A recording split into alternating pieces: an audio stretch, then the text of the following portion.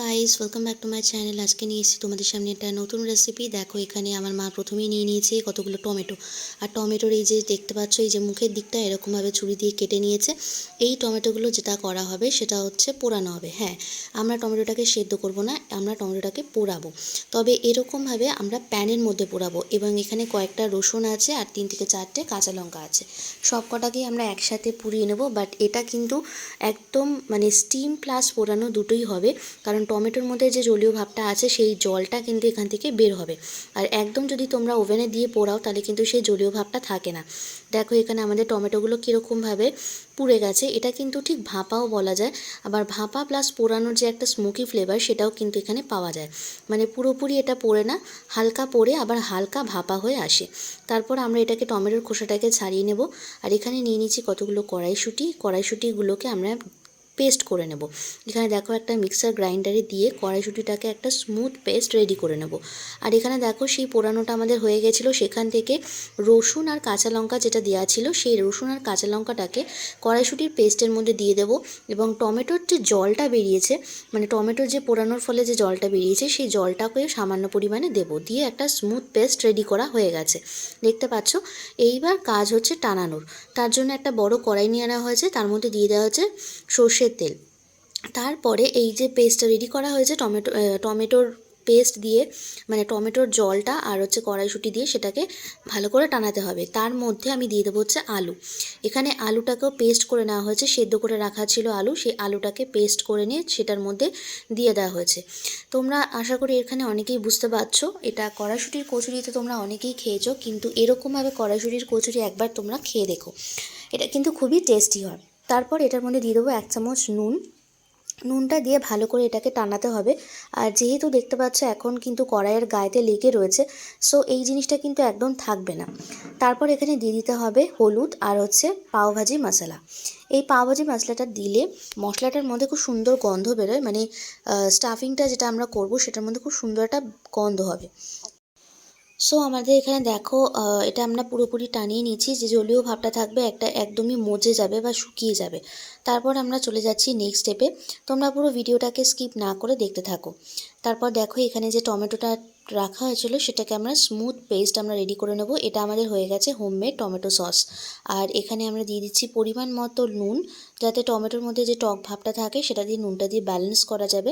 আর এই টমেটোর কালারটা দেখতেই পাচ্ছ, এখানে কিন্তু কোনো রকমের কালার মেশানো হয়নি। ন্যাচারালি আমরা বাইরে থেকে যে টমেটো সস কিনি সেখানে কিন্তু কালার মেশানো থাকে, বাট এটা একদমই কিন্তু অর্গ্যানিক। আর যেহেতু হোমমেড সেটা কিন্তু টেস্টটা কিন্তু খুবই ভালো হয়। আর যে স্মোকি ফ্লেভার, সেই স্মোকি ফ্লেভারটা কিন্তু পাওয়া যায়। তারপর আমরা যেটা করব, আমরা এখানে একটা ডো রেডি করে নেব। এখানে আমি আটা নিয়েছি, এখানে আমি ময়দা ইউজ করিনি। তোমরা চাইলে ময়দা ইউজ করতে পারো, বাট ময়দা খাওয়াটা খুব একটা মানে স্বাস্থ্যের পক্ষে ভালো না, তো সেই কারণে আটা দিয়ে আজকে রেসিপিটা দেখাচ্ছি। তো এখানে আমাদের পরিমাণ মতো আটা নুন দিয়ে ভালো করে মেখে নিয়েছে, যেরকমভাবে আমাদের রুটি করার সময় মাখা হয় ঠিক সেরকমভাবে। এবং লেচি যে কেটেছি সেটাও কিন্তু রুটির পরিমাণ মতোই লেচি কাটা হয়েছে। আর দেখো এখানে আমরা এটাকে ভাজবো, ফ্রাই করব, তো সেই কারণে এরকম একটা ছোট কড়াই নিয়ে নেওয়া হয়েছে। তার মধ্যে দিয়ে দিয়েছি আমরা রাইস ব্র্যান্ড অয়েল। আমরা এখানে রাইস ব্র্যান্ড অয়েল ইউজ করছি, তোমরা চাইলে অন্য কোনো তেলও ইউজ করতে পারো। রিফাইন্ড অয়েল মোট কথা ইউজ করতে হবে। তারপর আমি এখানে পুরটা ভরে নেব, এবং পুরটা ভরার জন্য যেটা করব, সবথেকে ইজি প্রসেস, হাতের সাহায্যে করতে গেলে অনেক সময় হয় ছোট বড় হয়ে যায়। তো সেই জন্য এখানে আমরা যে লেচিগুলোর মধ্যে সামান্য পরিমাণে তেল দিয়ে দিয়েছি, দিয়ে এটাকে যেরকম আমরা লুচির সময় তেল দিয়ে লুচি বেলি ঠিক সেরকমভাবে লেচিগুলোর মধ্যে তেল লাগিয়ে নিয়ে তারপর এটাকে বেলে নেব। বেলার পরে যখন একটুখানি দেখো এটা মোটা মতোই আছে, বেশি আমি বেলিনি, যেহেতু রুটির মতো লেচিটা ছিল, সো এটা থিকনেসটা কিন্তু অনেকটাই থাকবে। বেলার পরে আমি এখানে পুরটা দেব। আর পুরটা দেওয়ার পরে হালকা হাতে এর মুখটাকে ভালো করে প্রেস করে করে এটাকে বন্ধ করে দিতে হবে। তোমরা দেখতেই পাচ্ছ কাজটা করা খুব ইজি এবং খুব তাড়াতাড়ি হয়। এবং হাতের সাহায্যে যদি তোমরা এটাকে বাটির মতো শেপ দিতে চাও, ন্যাচারালি কড়াইশুঁটির কচুরিতে যেরকম আমরা দিই, তাহলে কিন্তু এটা অনেকটা টাইম লাগে। বাট এরকম বেলে যদি তোমরা করো তাহলে কিন্তু এটা অনেক কম সময় খুব তাড়াতাড়ি কাজটা হয়ে যায় এবং কাজটা খুব ইজি হয় করাটা। তো সেই জন্য আমি এই প্রসেসটাকে অ্যাপ্লাই করি। কতগুলো করে তোমাদের সাথে দেখিয়ে দিয়েছি, তোমরা ভালো করে দেখে নিলেই বুঝতে পারবে। কিছুই না, জাস্ট ভালো করে টাকে নিয়ে একটুখানি তেল নিয়ে ভালো করে বেলে নিয়ে তার মধ্যে পুরটা দিয়ে দিলেই কিন্তু এটা হয়ে যাবে। আর মুখটাকে ঠিক মোমোর বন্ধ করার মতো, মোমো যে মুখটা বন্ধ করা হয় ঠিক সেরকমভাবে মুড়িয়ে এটাকে বন্ধ করে হালকা হাতে প্রেস করে বেলে নিতে হবে। তবে এই যে সেকেন্ড যে বেলাটা, এই সেকেন্ড বেলাটা কিন্তু আমাদেরকে বেশি চাপ দেওয়া যাবে না, তাহলে ভেতরের যে পুরটা দেওয়া আছে সেটা কিন্তু ফেটে বেরিয়ে যেতে পারে, তখন ভাজার সময় কিন্তু প্রবলেম হতে পারে। ভাজার সময় সেই পুরটা কিন্তু বেরিয়ে গিয়ে তেলটা পুরো কালো হয়ে যায়, মানে তেলটা নষ্ট হয়ে যায়। সেই কারণে হালকা হাতে চাপ দিয়ে বেলতে হবে। আর এই রেসিপিটা কিন্তু খুবই টেস্টি হয়, তোমরা কিন্তু অবশ্যই এরকম করে বানাও। কড়াইশুঁটির কচুরি তো আমরা হামেশাই খাই, শীতের মধ্যে কড়াইশুঁটির কচুরি খাওয়া হয়, বাট এরকম টাইপের যদি তোমরা কখনো করে থাকো তাহলে অবশ্যই আমাকে কমেন্ট করে জানাবে, আর যদি না করে থাকো তাহলে আমার এই রেসিপিটা দেখে অবশ্যই কিন্তু বাড়িতে ট্রাই করো। সো গাইস, এইটা আমি পুরোপুরি ভেজে নিয়ে সবকটা ভেজে নিয়ে চলে যাব নেক্সট স্টেপে। আর এই চাটনি যে রেসিপিটা, তোমরা চাইলে চাটনির রেসিপিটা দেখে নিতে পারো, এবং আমরা একটা ধনেপাতা চাটনিও এটার সাথে সার্ভ করেছি, তো সেই রেসিপিটা চাইলে আমি পরে তোমাদের সাথে শেয়ার করতে পারি। দেখো এখানে আমার হয়ে গেছে, এটা আমি সার্ভ করে দিয়েছি। আর ধনেপাতা চাটনি প্লাস টমেটো চাটনি দিয়ে, আর এই টমেটো চাটনিটা টু বি অনেস্ট খেতে খুবই টেস্টি হয়, আর কারণ এটার একটা স্মোকি ফ্লেভার পাওয়া যায়, স্মোকি ফ্লেভারটার জন্য এই চাটনির টেস্টটা খুবই বেড়ে যায়। এবার দেখে নেওয়া যাক আমার আর আমার দিদার কেমন লেগেছে। আমার মাও একসাথে খেতে বসেছে। ফার্স্ট ক্লাস, চাটনিটা হেভি হয়েছে।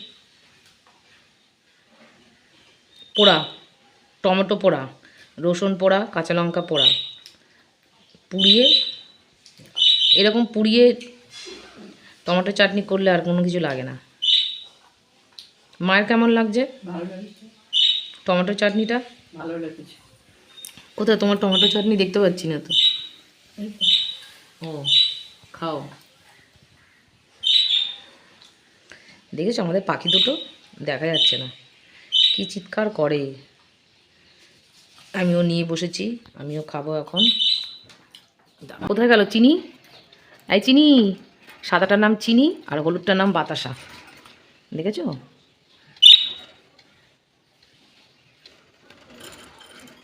খেলছে। কোথায় গুনুমুনু? কই গুনুমুনুকে খোঁজ, বল গুনু আয়। বাবা কি আদর করছে। সো গাইস, আমার এই ভিডিওটা কেমন লেগেছে অবশ্যই তোমরা কিন্তু কমেন্ট করে জানাতে ভুলো না, আর ভালো লাগলে এটা লাইক করে দিও, আর নতুন বন্ধুরা চ্যানেলটাকে সাবস্ক্রাইব করে চ্যানেলের সাথে থাকো। তোমাদের সাথে আবার পরবর্তী ভিডিওতে দেখা হবে, ততক্ষণের জন্য তোমরা সবাই সুস্থ থাকো, ভালো থাকো, সাবধানে থাকো। আর আমাদের বাড়ির অতিথির সাথে তোমাদের তো পরিচয় হয়েই গেল, এরা সারাক্ষণ আমাদের বাড়িতে থাকছে আর বেশ মজাসে আছে, বিন্দাসে আছে একদম। তোমরা দেখতেই পাচ্ছ এটা, আর ওদের সাথে থাকতে আমাদেরও খুব ভালো লাগছে। যাই হোক, ভিডিওটা আমি এখানেই শেষ করছি, তোমাদের সাথে আবার পরবর্তী অন্য কোনো ভিডিওতে দেখা হবে।